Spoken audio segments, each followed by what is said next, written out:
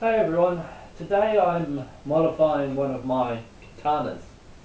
What I wanted to do to modify it today was to give it a crossguard, like you see with a lot of European swords.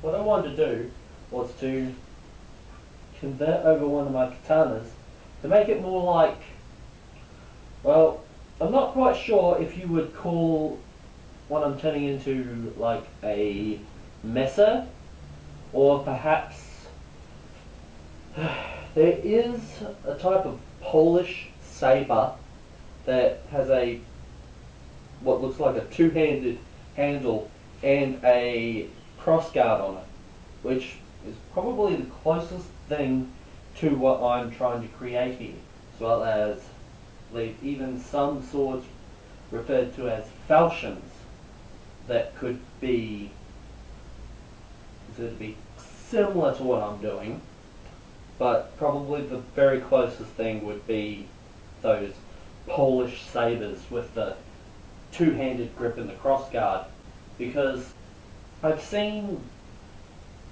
katana blades put right next to saber blades, you know, your old cavalry and infantry sabers, and some of them, depending on the individual model, are really similar, almost to the point where they look like they would easily be interchangeable. What I'm making today is I want to add a crossbar to the hilt of this katana. I'm keeping the handle because this is a really nice piece. It fits on really tightly. I need a hammer or a mallet to put this on. It's a really tight fit. The bindings are good, and well, why fix what's not broken? So what I'm doing is I'm removing these washers type things that you traditionally get with a katana.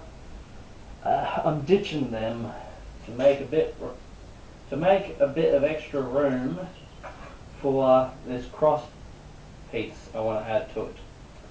Now, I went into Bunnings, which is a hardware store, and I believe this is a steel plate for joining bits of timber frames together.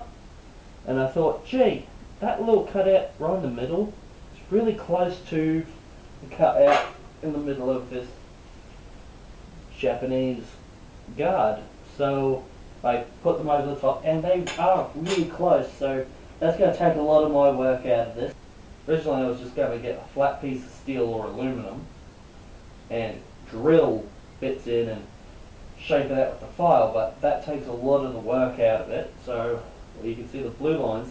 I'm going to cut that out with a hacksaw blade, spray it black, and have it underneath of the round Japanese guard, so that I've still got, you know, the guards, so that I've still got protection on the sides of the blade, for if you block with the flat of the blade, I won't be as worried about another blade running down my sword, because of course you know how many sword fights we get into down in the Aussie bush. You know, all these kangaroos jumping around with long swords and cavalry sabers and whatnot, but don't even get me started on the cassowaries. So I'm going to cut that down and file that out. Now, it's a little bit thicker than those two washers, so what I might need to do is file down the top of this cap, which sits on top of the handle here, and I may need to file down the top of that just to give it a little bit of extra room. But this is a really tight fitting hilt, so this needs to be driven onto the blade with a mallet or hammer.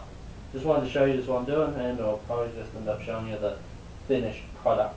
Alright, finally got my katana messer, which is what I reckon I should call this, because well, for one, I just wanted to convert a katana over to a messer, even though this really does seem to resemble one of those Swedish sabers with a double-handed handle and a crossbar. more than it does a lot of mesas, but yeah, I just wanted to call it a mesa because I wanted a mesa. And also, for those of you who are familiar with Skullgrim, one time when he was asked how he would improve the katana, he replied with, "Turned it into a mesa." So I just wanted to turn one of my katanas into a mesa. And it just feels so much nicer having that crossguard there. It just feels more defensive. I feel like my hands would be better protected now. Next time a kangaroo hops out of the bushes with a Scottish claymore, I should be ready. Because, that's the kind of thing that happens in Australia. But, I don't know how to really explain it. It just feels like more of a sword now. I mean, yeah, it was a sword before, but, it just feels so much better having that crossguard there. And of course, I have heard a lot of people being very critical of katanas for having such a small guard. And it was something that bothered me for a while, thinking, how did they not all lose their fingers? But then, you learn more about, keeping your sword back more and trying to angle it so that that little disc gives you more protection. But, I don't know, just feels like more of a sword now. And yes, I do use a katana one-handed, because let's face it, it's not really all that different to a European saber.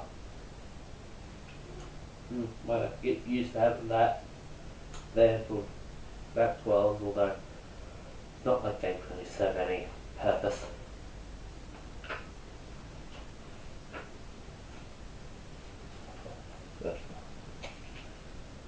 Now there's a little bit of a wiggle in it, so I might have to put in one of those washer type things.